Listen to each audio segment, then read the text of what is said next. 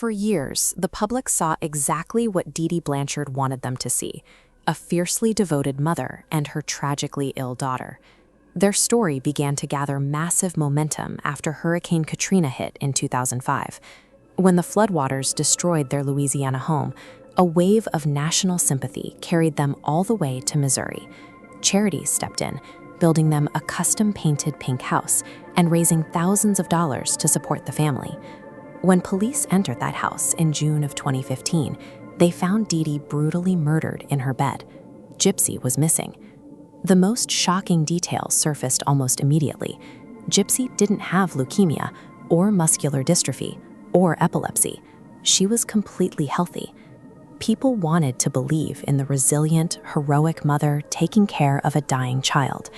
That desire for a heartwarming story provided absolute, unquestioned cover for decades of abuse. To understand how this happened, we have to look at a severe psychological disorder called Munchausen Syndrome by Proxy. It occurs when a caretaker, often a mother, intentionally fabricates or induces physical illness in a child to extract sympathy and attention from the community. For Gypsy, this meant enduring multiple surgical procedures. Her mother had her salivary glands removed, she pulled out her daughter's teeth, and she forced a girl with full use of her legs to live her life strapped into a wheelchair. As Gypsy grew into her late teens, the reality became impossible to ignore. She could stand, she could walk. She knew her body worked perfectly fine, even as her mother insisted otherwise to everyone they met. Standing up and walking out the front door was impossible. Dee Dee monitored her movements constantly, keeping her isolated from peers and physically tethered to a surgically implanted feeding tube. The house was a torture chamber rather than a medical home, and Gypsy was a hostage facing a slow, inevitable death by medical intervention.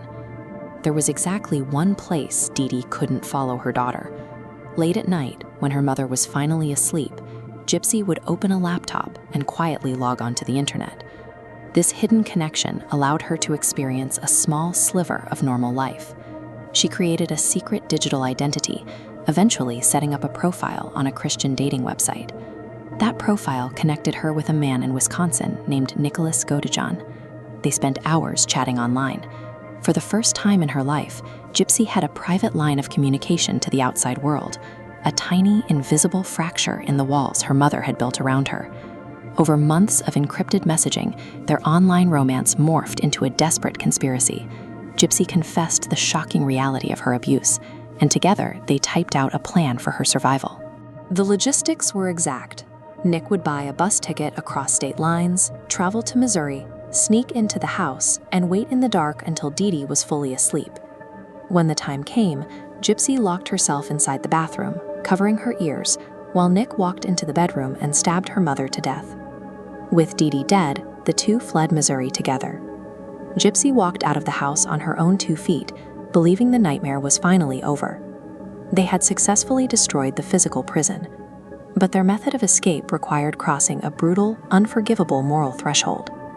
Before leaving the house, Gypsy posted to her mother's Facebook account. To misdirect the public, she typed, "That bitch is dead." This map shows how law enforcement quickly bypassed the public illusion. They contacted Facebook, obtained the digital footprint of that exact post, and watched as the data pinged an IP address straight to Wisconsin. Within 48 hours, police raided Nick's home. They arrested the couple, found the murder weapon, and exposed the decades-long medical grift to the entire world.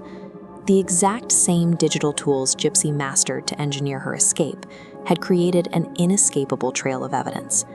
The technology freed her, and then immediately secured her arrest. The case forced the justice system into a difficult position, prosecuting a premeditated murder triggered by years of extreme medical torture. The courts handed down a deeply split decision. Nick Godejohn, the man who physically committed the violence, received life behind bars. Gypsy, factoring in the abuse she endured, was given a 10-year sentence. In late 2023, Gypsy Rose Blanchard walked free. For the first time in her 32 years, she entered the real world as a healthy, autonomous adult. Gypsy gained millions of followers across TikTok and Instagram within days of her release, becoming a viral sensation as users debated whether she was a victim or a manipulator. She has traded the physical walls of her mother's house for the relentless judgment of the internet. Does that represent true freedom?